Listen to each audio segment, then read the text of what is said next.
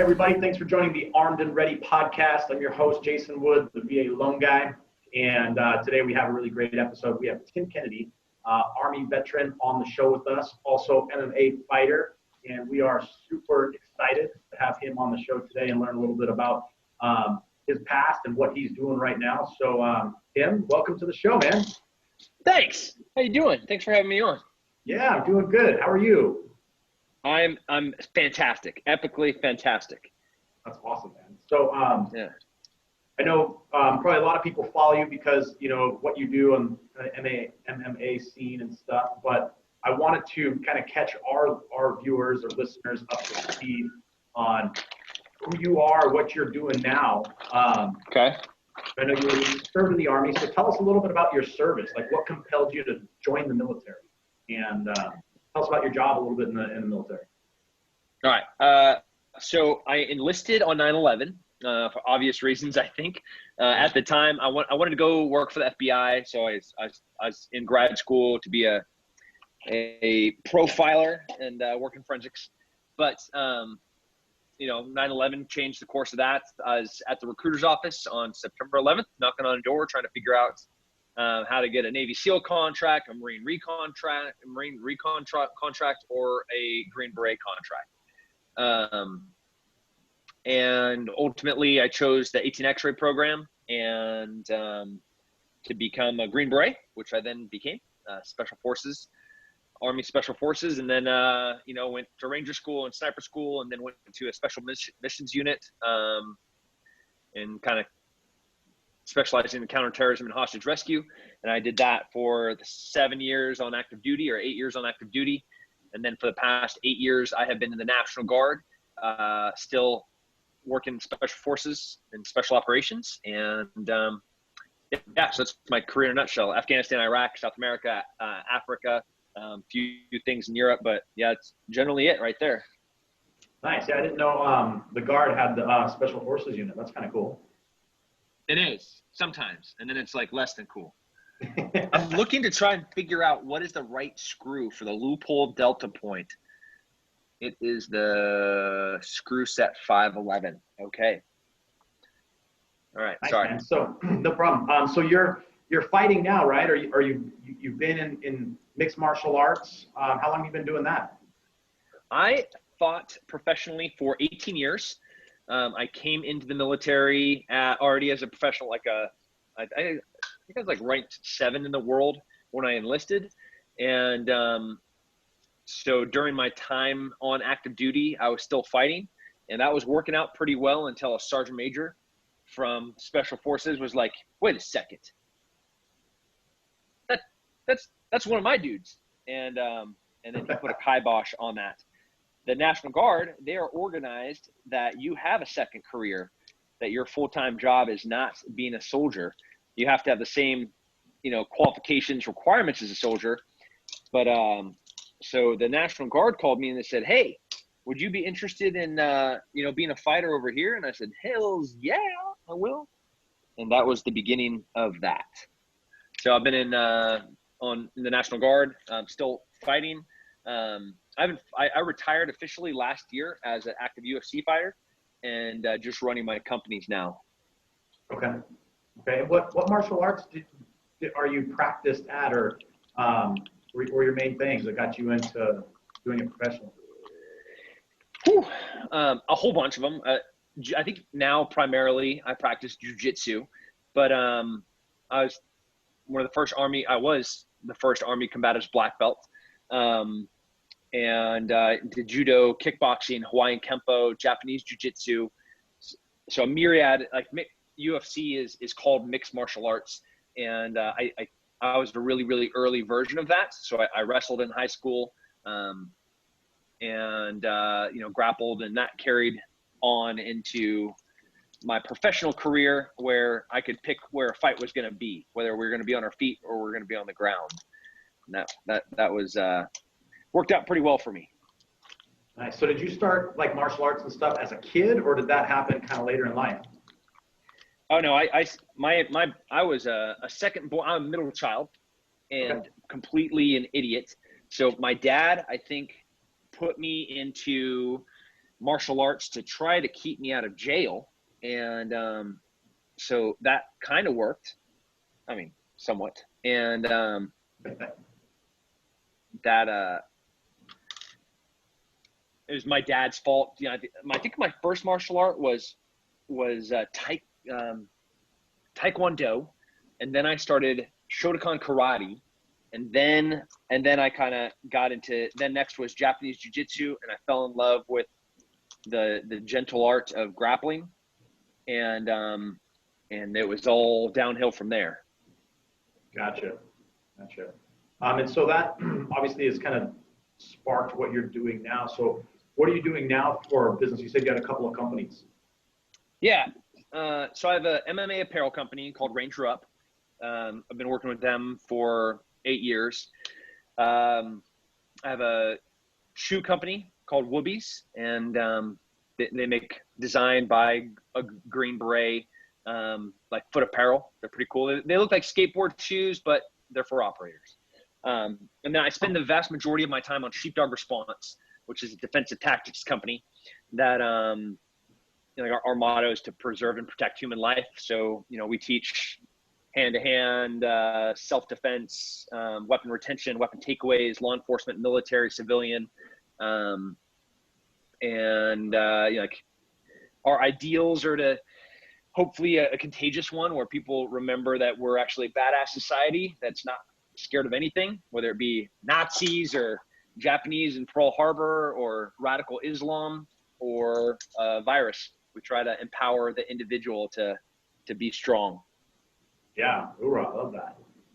So are you guys like contracting with, you know, local police agencies and different military outfits and stuff like that? Yep. Yeah, we have a myriad of contracts, you know, from Border Patrol to three-letter agencies. We also do lots of law enforcement, but we primarily try to train the civilian. We try to empower the individual to be ready for the worst day. You know, there weren't police at Columbine right away. There weren't police at the Pulse nightclub right away. There weren't police, you know, anywhere where bad things happen. They have to get there. There's just regular people standing by, and we're trying to empower the regular people. That's our mission.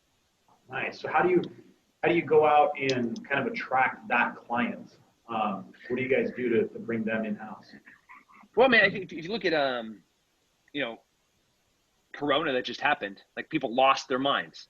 You know, they're making runs on toilet paper, you know, fighting over bleach. And, you know, like we're in a society that eats Tide packets. And there's so much press that goes to that kind of crazy group. They forget, I think collectively we forget that the vast majority of Americans like just want to be safe and just want to be free. And there's a degree of preparedness that goes along with that. So, you know, during this pandemic or whatever people call it, you know, the people that have worked with us, like they were very, very, very well positioned and situated to be fine. You know, they're like, I already have water. I already have extra toilet paper. I'm not freaking out. You know, I already know how to protect my family. So it was way less impactful for everyone that has ever come to one of our courses. You know, this was just, you know, it's kind of a bummer thing. We can't work out as much. We can't go to the range as much. So it was, I think that's a really clear example of just how effortless and seamless being prepared makes you for when bad things happen. Yeah, absolutely. I mean, preparedness is definitely more on the forefront of people's minds after this whole thing than it ever was, you know, from the aspects you brought up, even to like financial preparedness too, you know, making sure you got enough money saved in the bank to weather a storm like this. And that's crippled a lot of people. Yeah. I mean, you know, a lot of stuff happened, I think, economically with, you know, who's getting loans, who's not getting loans, you know, Harvard getting massive bailouts and kind of the small business looking there being like, hey man, I'm not furloughing anyone. I'm not laying anyone off. I'm trying to keep all of my employees at work, but there's nothing to help us. Like 100% agree. The type of preparedness that goes, I was reading like the average American has $300 in savings. Like that doesn't pay for a week of rent. That doesn't pay for 1 week of food. Like another name for a special forces guy is a snake eater. We go to some schools where they drop us out in the wilderness, and you gotta forage for your food. You have to find your own food, and of course we always find snakes, and we always end up eating them. And that's one of the nicknames that they have for us. But the idea is like, it doesn't matter what it takes. You're going to do whatever is necessary to have what you need and provide for your family or for yourself even. Right. Yeah, absolutely. How do you guys do your kind of civilian training through your program? Do people typically, before COVID, people travel to you to a special site, or how do you guys typically carry that out? So we travel all over the nation. We run about 20 courses a year. And all of our instructors are true tier 1 guys,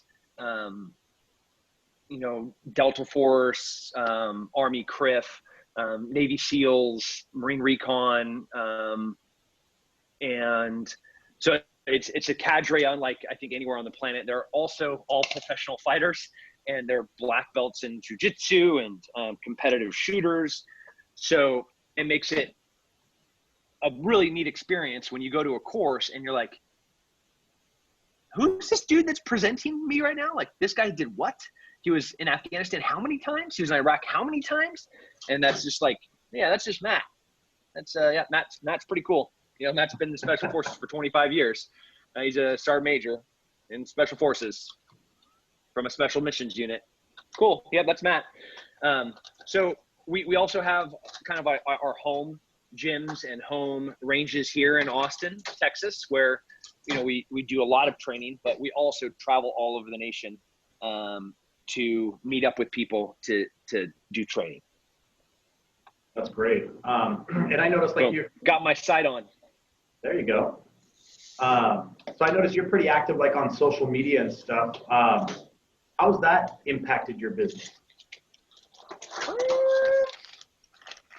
Man, I hate social media. I'm sure, they say no amount of media is bad media. But social media is a really hard, unforgiving, hateful environment to try to work in. And it's, everybody's an expert on there. If I post a video of me shooting, again, I've been in Special Forces for 16 years. I'm a Special Forces sniper. I grew up competitively shooting and hunting. I have been doing this my whole entire life. And, I know the guys that are faster than me, and there are some, there's not very many, but then you go into the comment section and it's oh, hey, pro tip, bro. If you position your hand a little bit more towards your center line, you're going to shave off your draw time by 0.2 seconds. You're like, cool. Thanks for that pro tip. You're a genius. Professional athlete for 18 years, I fought for world titles, and I get on an assault bike, and it's hey, just want to let you know that if you position your hands a little bit further out on those bars, you're gonna increase your volume output by a good 0.1%. Thanks for that contribution. I know you want to help, and I value your advice on my comment section. The whole point of this was just go do work. Right. I'm not a professional exerciser. I don't care. So what's your passion or your motivation to keep training hard and exercising and doing all the things that you do? What drives you every day? Man, I think my family. I'm about to walk out to my pool while my kid is out there, hopefully not drowning. And like the motivation is them. It's making sure that I'm able to provide for them. I'm able to protect them. And I want the same protection and security that I have for my family for every American family. It's this isn't just for me. Like, this is like, I love this country and I love what we were founded on. I love who we are.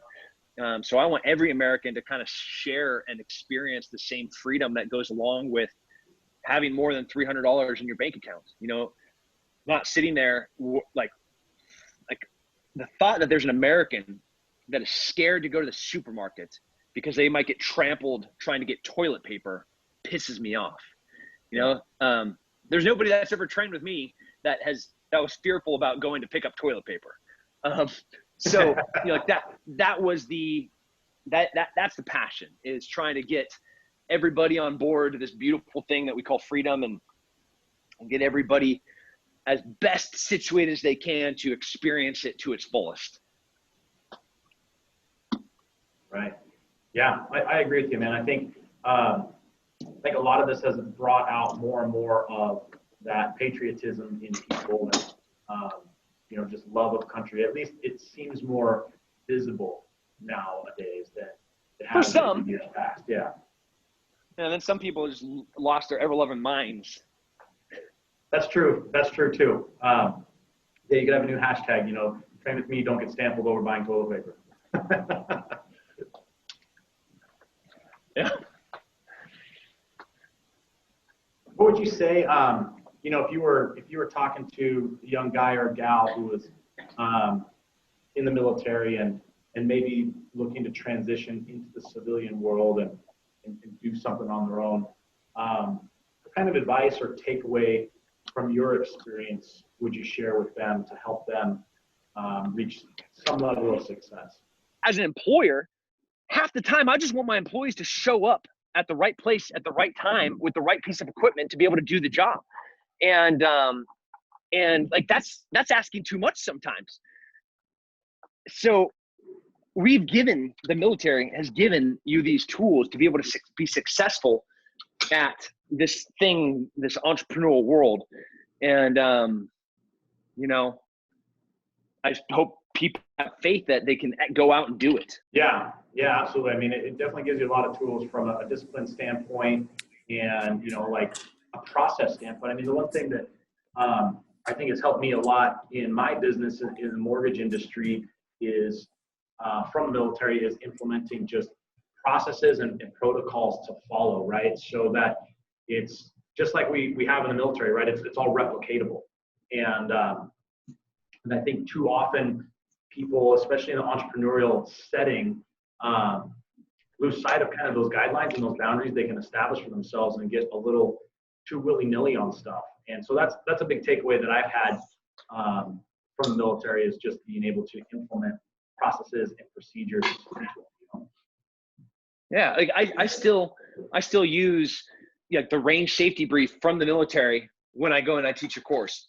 I still go out, and if I am going to be using a new facility, I use the same kind of matrices to figure out to identify potential threats and how we're going to neutralize them or how we're going to mitigate them.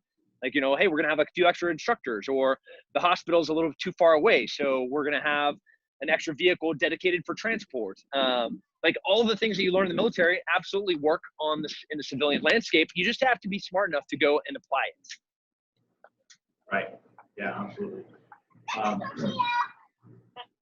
So where's where I'm going now? Oh, there you go. Right. So what do you foresee happening here in the near future with people in this country and the whole COVID thing? Do you think things go back to normal? Do you think we're in a weird paradigm shift now? What are your thoughts and take on all this? I think people that live in fear or are fear mongers are going to live in fear and continue to peddle fear. The rest, and that's a minority. I think the rest of everyone else is going to be like, this is dumb. I am not going to get my home foreclosed on or get evicted from my apartment because some government official doesn't want to look bad to the cancel culture.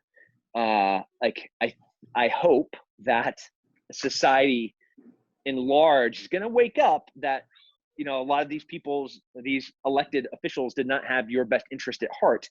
And, you know, come this next voting cycle, they act accordingly to change who is going to be representing them. You know, like those people are supposed to work for you, the constituents. And right now they're doing whatever they want to give them more power. And I'm hoping that I have a lot of hope that people are waking up.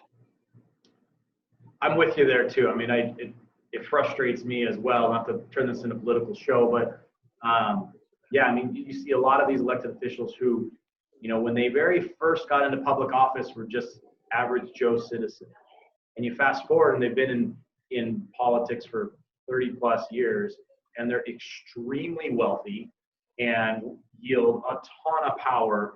And I know the system doesn't pay them millions of dollars a year in income, but they've got mansions and private jets and all sorts of stuff. And they were just the average Joe when they very first started, you know, and it's makes my stomach turn a little bit thinking about that. And I hope that the same as you, that, you know, this is a wake up call for a lot of the voters out there, because it's such a facade that they play, and you know, they're just after it for themselves. Yeah. We need to get some term limits in there. That's what I think. Yeah, I like that. Awesome, man. Well, Tim, I think it's really cool to have a special forces guy on the show. You know, we've had some other really interesting guests, but never anybody that's quite as good at shooting a gun as you are. Do you have any good stories of teaching people how to shoot that kind of stick in your mind? Yeah, man. You know, we had this tiny little girl. I mean, she was in her late 30s, early 40s. And, you know, she weighs 90 pounds soaking wet. And she brought this revolver that I would even say evil guy sold her from a gun shop. You know, it's too big for her hands. He sold her the wrong ammo. And she was like so scared. And about, you know, one, about what we'd think about her, and two, about like just shooting a gun for the first time. So we get her out there, and you know, we give her an FN 509, you know, like a striker fire. It's like a Glock. It's just a really easy to shoot gun. And you know, she goes out, and the first time she ever shoots a gun in her life, she shoots, and she incredibly takes her finger off the trigger, puts it along the outside of the slide, and she looks back with the biggest kid grin. You know, like, this is a full-grown woman, and she's like, so that was really cool. And I was like, yeah, it's gonna get cooler. And I'm like, try a couple. So then she shot a couple, and we adjusted her grip, and she adjusted her stance. And this timid, vulnerable woman transformed in a weekend. Later, we find out she had been sexually assaulted, and you know, like, this was kind of for her stepping out of like this agoraphobic, hypochondriac life that she had lived in. Like, this was a big step of faith for her. Yeah. And by the end of this course, I mean, it would take like a velociraptor on cocaine to take this woman down. And those are that metamorphosis that happens in front of us in real time, that transformation of a human being that goes from victim to protector. And I could give you 100 of those stories, but it's incredible to see it in real time right in front of you, you know, and in my life, it happens every single week. Yeah, that's cool. I love hearing stories like that. It's empowering, man. I mean, to learning how to shoot, but I'm sure with some of the other stuff you guys teach with, you know, self-defense and stuff like that, especially for people who are in kind of that mindset of that fear bubble, it's got to be so awakening, you know? It's pretty cool. Yeah, super cool. So what would be your advice on I'm sure you're pretty familiar with guns and brands and all that sort of stuff. What's a good handgun for someone to have for like home defense? What do you recommend to people? I mean, I think this, the striker fire pistol. Instead of like a hammer going pow, a striker fire is this thing when you pull the trigger, you kind of charge the striker when you rack around, and that thing sits there, and that drives into the firing pin, which hits the back of the bullet. I know that sounds kind of mechanical, but ultimately what it makes is every time you pull the trigger, it's exactly the same. It makes the function of the pistol really, really simple. It makes everything about operating and cleaning the pistol really, really, really easy and really, really dependable. So a new shooter just coming into, wanting to carry a firearm for self-defense or at their home for the protection of their family, I think it's kind of intimidating initially. And then as Corona happened, we saw the largest run on guns in American history. And, you couldn't even go in and buy a gun. And that was a lot of first-time gun buyers. And, first, welcome to this side of freedom. I welcome you with open arms. But second, it takes there is responsibility that goes along with that. Being a responsible gun owner, there's a lot of education. There's a lot of like, how do I store it? Where do I store the ammo? Am I following all the laws of my respective state? And I really believe that as much as I love firearms and I love the Second Amendment, like being a responsible, law-abiding citizen is at the forefront of all of those things, which enables us to have all those rights. So like getting trained, getting responsible, learning how to use that gun. And a great gun just to go in really basic is like an FN 509, a Glock 17, CZ has a striker fire. I mean, everybody has them now, but like those are really, really easy ones. They're easy to break down. They're easy to clean. They're easy to shoot, and they're just super fun. Yeah, that's great advice. And I'm sure you guys go into like obviously gun safety and stuff, but just like how to store the gun at home and how to store ammo, because obviously I think a lot of people, families, at least in my mind, I think of I have young children at home, so it's making sure that stuff is secure in a way as well. Yeah, there's no messing around. I like a gun doesn't go off. It's not like, oh shoot, that gun just went off. Like it will, somebody pulls that trigger to make it happen. And shame on you, and I hope you burn in hell if it was your 4-year-old that did that. I have every single gun in my whole entire safe is locked and secure, or every single gun in my whole entire house is locked and secured in a safe, or it's in a place in a thing that is a safe that cannot be accessed by my kids. So that's paramount, and that's part of being that's one of many things about being a responsible gun owner. Sure. And like one of like countless, like being able to operate it safely, being able to clean it safely, being able to like not break any laws when you're transporting it from where you live to where you're going to shoot. Like the securing it safely is probably one of the first and foremost things you need to figure out what you're going to do. Yeah, absolutely. I agree with you. Now, what do you guys post up as far as, now we have the whole COVID thing, so training is probably changed for you guys a little bit as far as like your calendar is concerned. But how are you guys handling that going forward with teaching people and stuff? Are you still going on the road and having courses and stuff? Yeah. We kicked back off in June. We canceled 2 months of training, not because of us. I think there was a lot of fear and misunderstanding and misinformation and intentional disinformation about like what was happening and what is safe and what is not safe. And so we're implementing new measures to make sure that people feel comfortable, but like I definitely prefer dangerous freedom, and I definitely prefer not living in fear, and that's how my companies operate. And Sheepdog Response is no different. So out of wanting to make sure everybody was safe and knew that they're going to be trained in a safe environment, unfortunately you missed the nice time of year, So now you're going to have to be training in June, July, August, and September, and those are kind of toasty. Yeah. But yeah, no, we definitely had a ton more virtual content that we pushed out for students and from our employer, or from all of our trainers. But as of June, we're back to live training. Nice. And is your training usually like a weekend thing, or how long is it typically? Yeah, the civilian course is a weekend. We do, we do law enforcement and military courses that are, I mean, hell, even a month long. But that has driving, and it has sniper precision rifle, and it has transitions.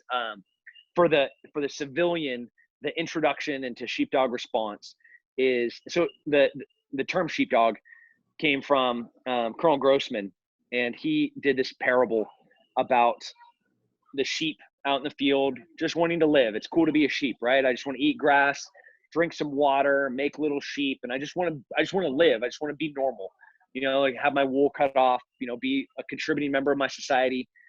And then you have the wolf, who obviously preys upon the sheep. Like, he's going to go and kill it and murder it, isolate it.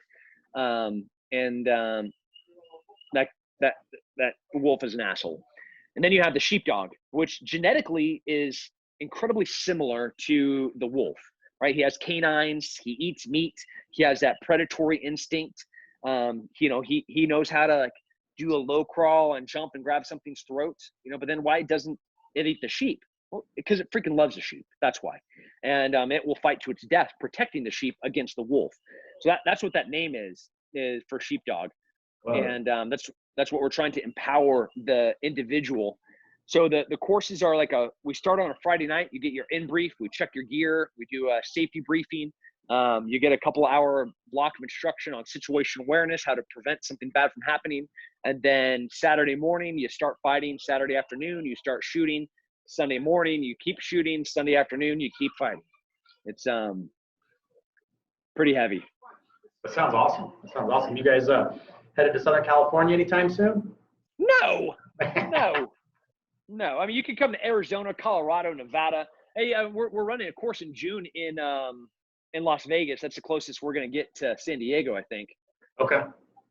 All right. Yeah, that's not too far. We do specific law enforcement courses in California for Border Patrol, for California Highway Patrol, and then some sheriff's departments up and down the coast. But unfortunately, California, hey, voters, you got to figure some things out. Amen to that. Yes, they do. Do what you want, but I want to bring my team there, but we're just not up for it until you all figure it out. Yeah, roger that. I hear you. The baby wake up? Oh, I have a 7-month-old, and we're out in the pool, and we take our we have the baby monitor, but the baby monitor doesn't work out by the pool, so we take our phone and put it up and then FaceTime it. So here she is right now. That's smart. So we got to go snag her. That's awesome. How many kids do you have? She's looking around. 4. Oh, wow. Right on. What are their ages?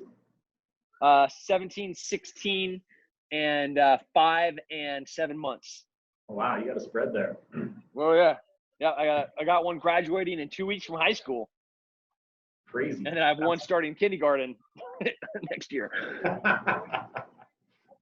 Well, you're always going to be a school dad, it looks like, for quite a while, huh? Yep. That's awesome. Yeah, I have 2, 3.5, and a year. 2 days turns a year old. It's a lot of fun. I just watched my little boy do a half flip, but then water got in his mask. He's like, "Oh, I'm done. I'm out of here." That's funny.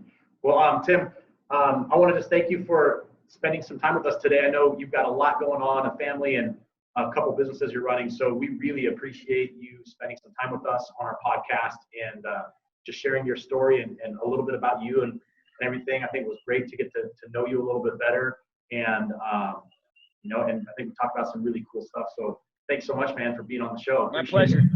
Of course. Take care. All right. Thanks, Tim. Bye. Yeah. Bye.